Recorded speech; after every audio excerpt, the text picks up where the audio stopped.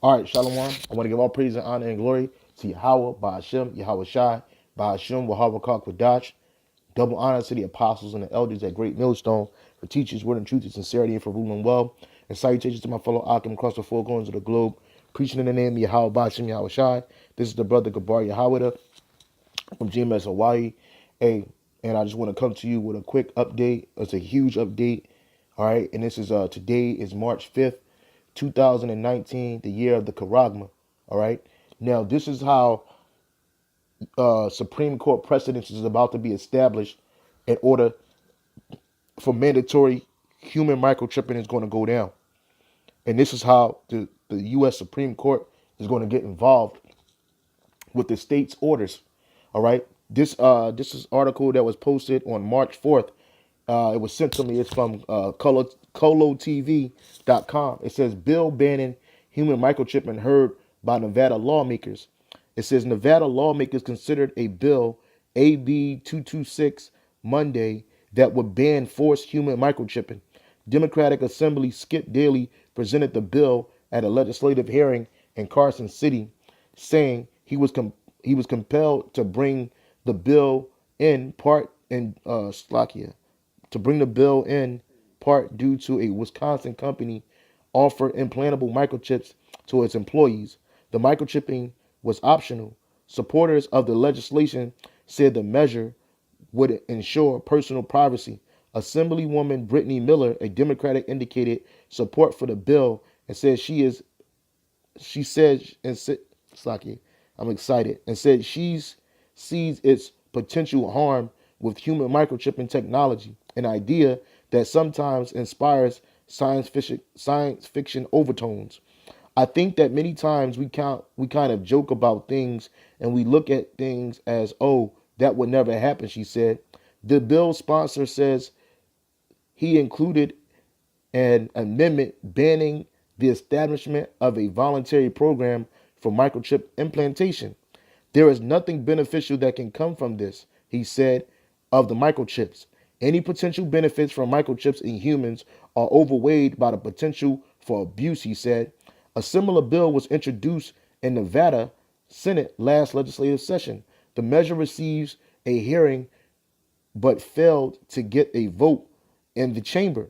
A person who violates the microchip provision could see up to 5 years in prison and $10,000 fine under the bill of legislation says there's a separate offense for each day the measure is violated.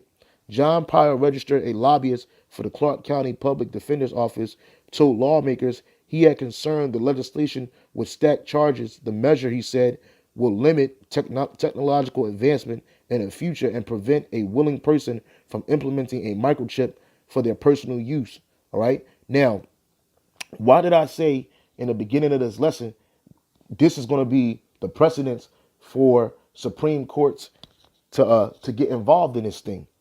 Why did I say that? Because when lower courts, like the state courts in these different states of America, okay, when they get involved and they say, well, no, microchipping is an issue, we don't want to do it, we're going to pass bills to prevent this, that's when the Supreme Court steps in to overrule the lower courts. Now, when you look at this right here, I just looked this up online and I typed in bill banning human microchipping. I know I spelled it wrong. Bill banning human microchipping. Okay, it says you have several states. You got Nevada, okay, which is 16 hours ago. Then you also got Georgia. Senator wants to ban mandatory human microchipping. This is in Nevada. Oh, yep, right here. Senate bans forced microchip implants. The Senate voted Thursday to protect Georgians from evildoers, covert corporations, and rogue doctors, seen and unseen. All right, so you got these different, and then you also had a ban or a bill presented in Pennsylvania. So because of these different lower courts fighting against this system that the elite, which really the elite are behind this, they're pressure from above, pressure from below. They're with the opposition and they're with the people that's against the opposition. Man, all right, they're with both sides, and this is why Joe Biden said this in a YouTube video a while ago. during the confirmation of the justice of court. Now let's check out what he said. Can a microscopic tag be implanted in a person's body to track his every movement? There's actual discussion about that. You will rule on that, mark my words, before your tenure is over. Can brain scans be used to determine whether a person is inclined toward criminality or violent behavior? Actual discussion about that. Microscopic tag be implanted in a person's body to track his every movement. Can a microscopic tag be implanted in a person's body to track his every movement? There's actual discussion about that. You will rule on that, mark my words, before your tenure is over. Right, bam. And this is why he's going to rule on it, because of the lower states, the lower courts. All of these, because right now you got Europe, they're pushing the microchip, and their people are accepting it. A lot of their people are accepting this, the microchip, which is called the NFC microchip, all right? They're accepting the chip. They don't have a problem with it. But the lower courts, the courts here in America, they have issues with this. Okay? And this is why Senator Roberts, or Justice Roberts at this, I'm sorry, I said Senator Roberts, but this is why Justice Roberts, which he's the number one chief justice, he's the chief justice. He's the chief justice. This is why they said he's gonna rule on this before his tenure or during his tenure. Mark my words. Why? Because the lower courts in these different states, they're against it. They're against forced human microchipping. But guess what? It's going to happen. It's going to happen because we're at the end of this thing, and the Lord said this in the scriptures. Revelation 13 and 16. Revelation 13 and 16. And he calls it all, both small and great, rich and poor, free and bond, to receive a mark in their right hand or in their forehead, and that no man might buy or sell, save he that had the mark or the name of the beast or the number of the beast. Here is wisdom.